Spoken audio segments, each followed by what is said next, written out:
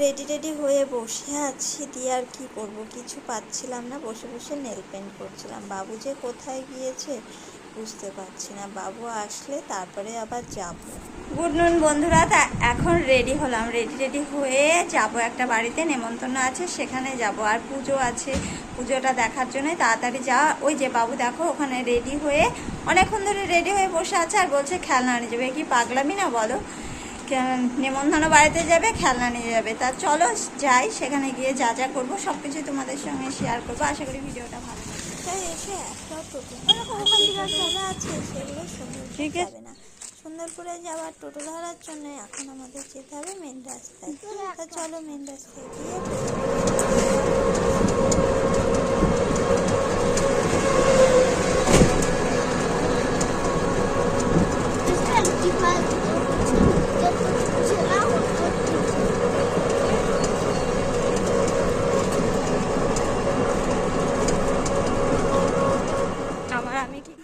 সুন্দরপুরে নেমে আর একটা টোটোতে চাপলাম মোল্লাহাট যাওয়ার জন্য, আর পৌঁছে গেছি। পৌঁছে গিয়ে নিচে গিয়েছিলাম, নিচে বসে এখন এসেছি একটু ছাদে। তা দেখো এদের বাড়ি থেকে চারিদিকটা কেমন সবুজে ভর্তি, চারিদিকে গাছ, অনেক বড় বড় গাছ হয়ে গেছে, প্রায় জঙ্গলের মতো। আশেপাশে তো চাল কুমড়ো গাছে ভর্তি, গাছে কটা কুমড়ো ধরেছে না ধরেছে কাকি আর এই যে একটা দাদার বউ, দুজন মিলে দেখছে। তা যাই হোক, তারপরে নিচে দেখলাম যে পুজো শুরু হয়ে গেছে। তা চলো এখন পুজোটা দেখে আসি, নিচে গিয়ে পুজো দেখব।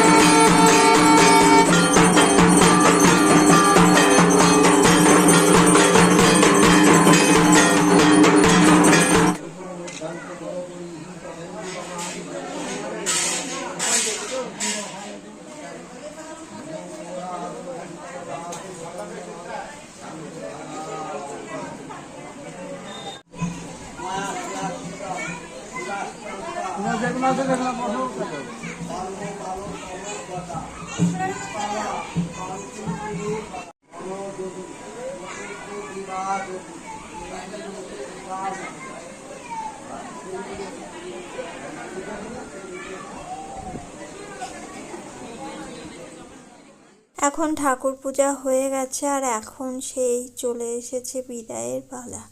সবাই মিলে ঠাকুর দুটোকে নিয়ে চলে এসেছে বিসর্জন দেওয়ার জন্য। এখন হবে বিসর্জন, বাড়ির পাশে বিসর্জন হচ্ছে।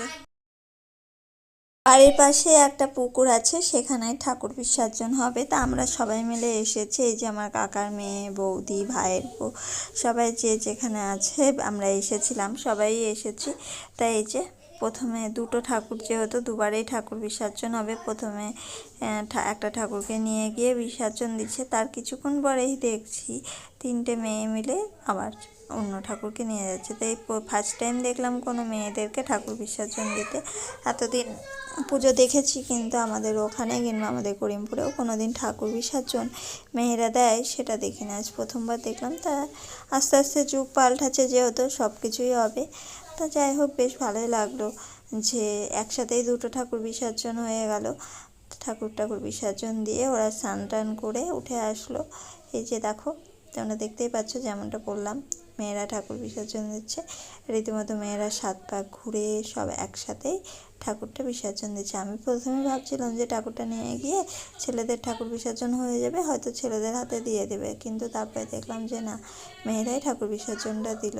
তা শুনলাম যে এখন মেয়েরাও দেয়, তা দেখে একটা নতুন অভিজ্ঞতা হলো, বেশ ভালোই লাগলো।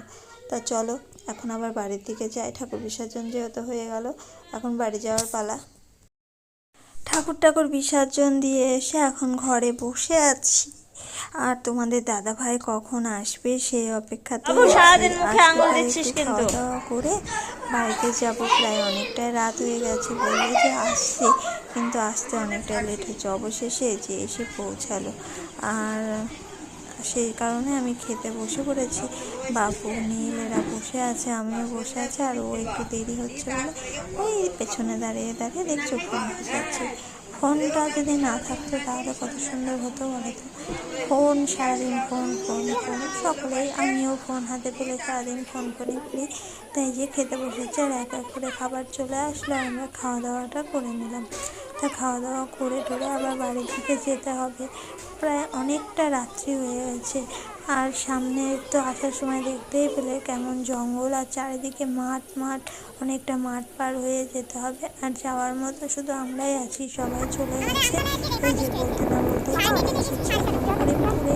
তা চলো একেবারে বাড়িতে গিয়ে তোমাদের সঙ্গে কথা হচ্ছে। আমরা এখনই বাড়িতে আসলাম, ওখানে খাওয়া দাওয়া সেরে বাড়িতে চলে আসলাম। সবাই ছিল, চলে আসলাম। মনটা একটু খারাপই করছিল, কিন্তু কি করব, আসতেই হবে। তাই বাড়িতে এসে এখন ফ্রেশ ট্রেশ হবো, তারপরে বাবুকে ঘুম টুম পাড়াবো। তা আশা করি আজকের ভিডিওটা দেখতে তোমাদের ভালো লেগেছে, আর ভালো লেগে থাকলে লাইক কমেন্ট শেয়ার করে দিও। আজকের জন্য tata, bye bye, good night.